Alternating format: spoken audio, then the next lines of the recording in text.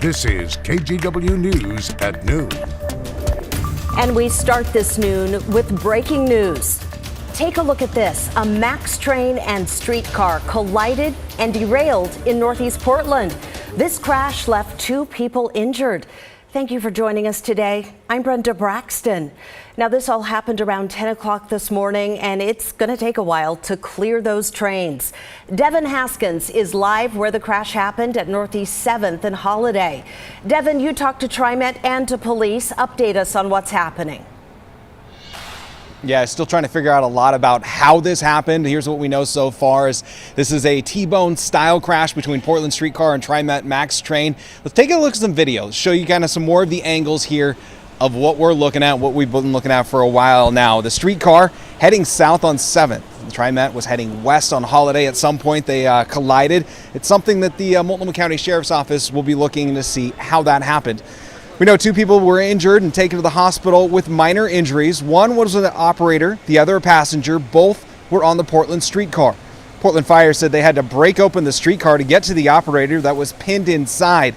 Now, we don't know who was at fault, and again, that'll come from the Multnomah County Sheriff's Department's investigation, but they do say it should be a pretty straightforward investigation. They say it's one of 2 things. It's either operator error or there was something wrong with the signal. Now, this mess will take some time to clean up. There are 2 cars knocked off the tracks, both transit trains badly damaged and undrivable. Now, when this happened, I talked to a local barista that said he heard it happen and watched as the 2 trains came to a rest. It's wild, especially in this neighborhood. It's usually so quiet. So it's kind of like exciting for this building. Everybody was down trying to check out what was going on. But yeah, I mean, I'm hoping everybody's okay and they figure out what happened. Yeah, so now this is going to take a long time to clean up, and TriMet says they're working on trying to figure out the best options to get it back open. So this could impact your evening commute, being only just a few hours away when they get this going. So the red, the blue, and the green lines are going to be all impacted. They are running shuttle buses from Old Town to the Gateway Transit Center in the meantime. Back to you. I'm glad it was no worse. Devin Haskins reporting live in Northeast. Yeah. Thank you. We also have an update on a shooting last night at PDX. Police have now confirmed the name of the suspect. 47-year-old Laura Patterson is from Kennewick, Washington. She's facing multiple charges, including 4 counts of attempted murder. The Port of Portland says around 11:10 last night, she left a restroom near the D&E Concourse security checkpoint and then fired shots into the air. No one was hurt, and she was taken into custody. We were able to talk with a passenger who was just getting off a plane when she heard those shots. She says TSA personnel and others came running toward her, yelling that there was an active shooter. Right in the beginning, I felt like, there was machine guns coming down the hallway. And then your brain just goes crazy. You're starting to think, where can I go? Where can I go? So that checkpoint area was closed for more than 3 hours during the investigation. Officials, though, tell us now the airport is all clear. Also this noon, it is back to the bargaining table for both sides in the PPS teacher strike. The union says during talks yesterday, the district addressed class sizes for the first time. Limiting class sizes as well as pay raises and planning time are among the teachers' top priorities. Students have been out of class now for 9 days, and we ask a few kids how they feel about that. It's nice to have no school, but I feel like I'm just when's school gonna start? I kind of just want it to start now. I get bored really easily, so it's kind of hard to have this going on. And I also missed a lot of my friends from school. At first it was fun playing with my friends, but now I can't really play with my friends anymore. It's just nothing to do. PPS, meanwhile, called yesterday's mediation unproductive after the Portland Association of Teachers brought a union leader from another district to the bargaining table with no notice. Teachers say they'll be on the picket lines again today. Well, during the strike, some PPS students are finding ways to make positive contributions to their communities. Blair Best caught up with siblings from Grant High School who are helping the homeless. as Portland teachers fight for change. Students make a difference in their own way. Inside the kitchen of Blanchet House, 2 over here, a popular day center in Old Town for homeless people. I think it's interesting that there's so many people that come through the doors. I like the feeling of helping someone and making people happy. With classes canceled, this brother and sister are left with little to do. It's kind of boring just staying at home. Don't really like that I'm doing nothing and I feel like I'm wasting my time. So they're filling it by filling plates for those in need. Volunteering at Blanchet House can teach students that people experiencing homelessness are human beings and they're in need of your compassion and help. I know that it'll make them feel better, and it makes me feel better knowing that they have a bit more security.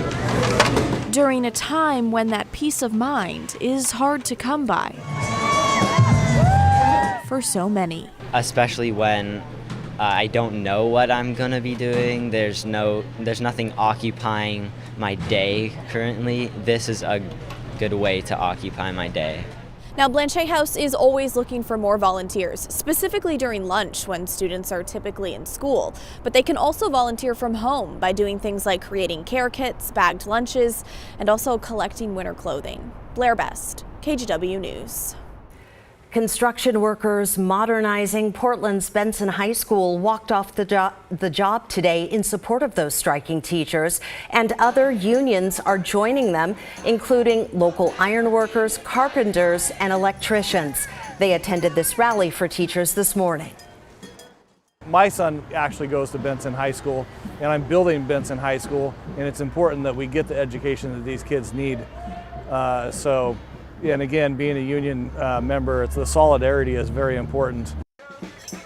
The construction workers say they do not plan to cross the teachers' picket line until this strike is over. And the moment that happens and kids are able to go back to school, we will tell you about it. In the meantime, stick with KGW News and KGW.com. We will be covering the strike just as long as it lasts. Okay, now to the Weather Center where Rod has his eye on the radar. Yeah, and there hasn't been a lot to see. My eyes on the satellite have been more interesting because lots of cloud cover out there. But we're still watching moisture stream up from the south. We're starting to see a different flow pattern from the north come in, so we're kind of squeezed in the middle. But so far, every single time I see a little bit of light rain start to pop, it tends to fade out. We are seeing moisture pick up a little bit now up in southwest Washington across Clark and Cowlitz counties. You can see that right there. There's Battleground, Longview, and up toward Mount St. Helens. But from Portland to Salem, pretty quiet if you're getting ready to maybe take a walk outside. We knew whatever rain we would have today would be on the very light side in terms of total. So far, that's been the case. It has been over a 1/10 of an inch in Newport and about the same in Eugene, but Salem 3 100ths of an inch, Portland just 2 100ths of an inch. 4 100ths of an inch so far have fallen up in the Kelso area. So here we go. We're going to be overcast for a while yet this afternoon. We're going to at least keep that threat of some light rain around. There's been some mist out there at times too. Winds continue to be on the light side. Temperatures have at least bumped up to 51 in Portland. We'll go for a high of 54. I still think once the sun goes down, we get into this evening totally dry. It'll get chilly tonight. In fact, some of you might be down to 32 by tomorrow morning. That forecast is coming up. See you then. Thanks, Rod. At 2 o'clock this afternoon, Portland City Council will vote on a measure to investigate and punish police officers who are accused of misconduct. Voters approved this ballot measure back in 2020. The council tweaked it and will vote on the changes today. If it passes, the measure will go to the DOJ for review. Multnomah County just slapped its only ambulance provider with a $500,000 fine for failing to get to calls on time. AMR is supposed to reach most life-threatening calls in the county within 8 minutes, but a review of data from August found it frequently missed the mark. What we've seen instead is that there's been no improvement in response times. In fact, we are seeing AMR expanding into other counties when they're having issues staffing and serving Multnomah County. For me, this was about accountability.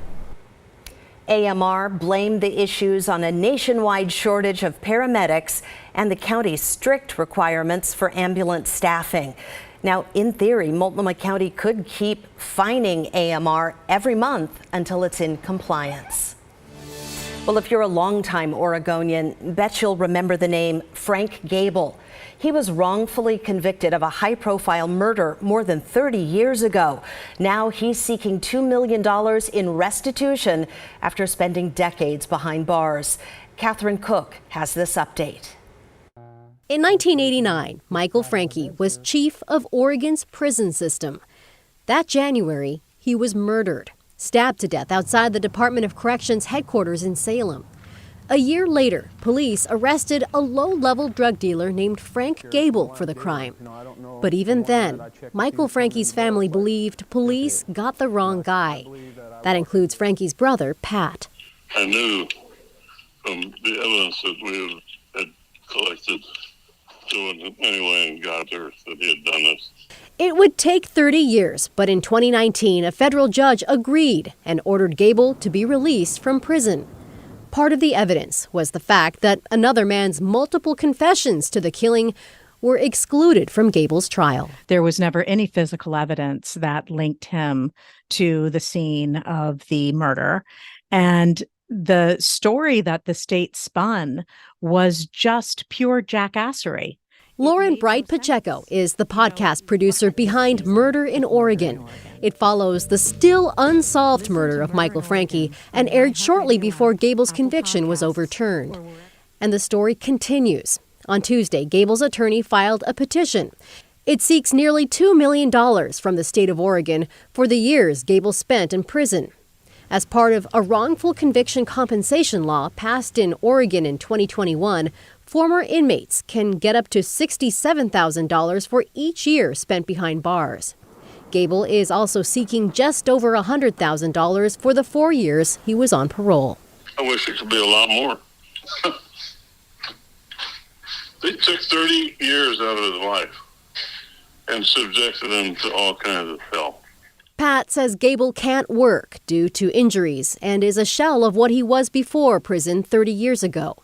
A GoFundMe is helping Gable raise money for him and his wife to live on. I'll help Frank get a lot of money and gets it quickly. From Lauren's perspective, Gable deserves much more than compensation. To her, this story doesn't end with money. It ends with justice. His murder was never properly investigated. People in positions of power knowingly put an innocent man in prison for 3 decades, and the state of Oregon is still punching air. Catherine Cook, KGW News.